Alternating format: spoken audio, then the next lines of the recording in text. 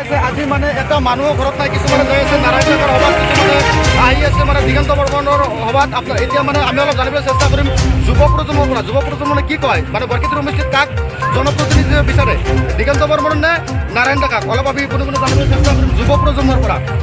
কওকচোন, আপুনি বৰক্ষেত্ৰী সমষ্টিত জনপ্ৰতিনিধি কাক বিচাৰে? দিগন্ত বৰ্মক বিচাৰোঁ। কিয় দিগন্ত বৰ্মনক বিচাৰে? মানে আমি পৰিৱৰ্তন আকৌ কৰিব খুজিছোঁ, মানে নতুন আমি পৰিৱৰ্তন খুজিছোঁ।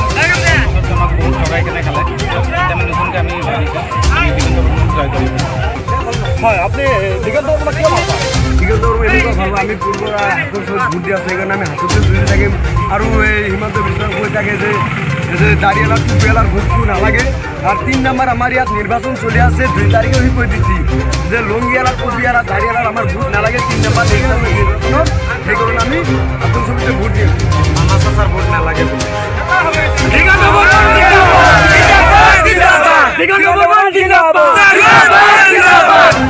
মানে আমি আরো একটা যুৱ চামে কি কয় দাদা আপুনি? হয়, এবাৰ তাৰমানে আমি পৰিত্ৰাণ পাব বিচাৰিছোঁ, যিটো নেকি বিজেপি ফেচিষ্ট চৰকাৰত থাকিব যে চৰকাৰ, এই চৰকাৰৰ পৰা আমি এবাৰ পৰিত্ৰাণ পাব বিচাৰিব লাগিব।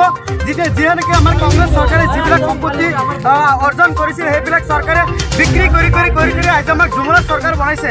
এই চৰকাৰে আমাক আমাৰ 5 বছৰত আমাৰ চাকৰি 15,000 চাকৰি দিম, 15 লাখ চাকৰি দিম বুলি কৈছিল, এইবিলাক দিয়া নাই। আৰু একাউণ্টত 15 লাখ টকা দিম বুলি কৈছিল, দিয়া নাই। হয়, উজ্বলা আঁচনি দিছিল, উজ্বলা আঁচনি আজি গেছৰ দাম কিমান হৈছে? গেছৰ দাম যাই আজি 950 টকা হৈছে। এই চৰকাৰৰ পৰা আমি পৰিত্ৰাণ পাব বিচাৰিব লাগিব। এই চৰকাৰে হিমন্ত বিশ্ব শৰ্মাই কি কৰিছে?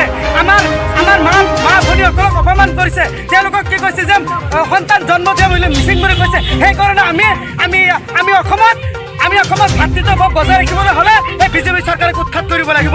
এই বিজেপি চৰকাৰ আমি কি কৰিব লাগিব? হয়, আমি আৰু কোনে জানিবলৈ চেষ্টা কৰিম, আৰু বহুতো মানুহ আছে আৰু কেইজনৰ পৰা জানিবলৈ চেষ্টা কৰিম যে আপোনালোকে জনপ্ৰতিনিধি হিচাপে কাক বিচাৰে ৰাইজে? আমি দিগন্ত বৰ্মনক বিচাৰোঁ। আমি যাতে ইমান শিক্ষিত ল'ৰা ছোৱালী আছে, যাতে কায়ো চাকৰি পোৱা নাই, যাতে 5 বছৰ কি দিলে সিহঁতে, যাতে একো দিয়া নাই, লাগে আমি দিগন্ত বৰ্মক লাগে আৰু কংগ্ৰেছ চৰকাৰটো আমাক লাগে।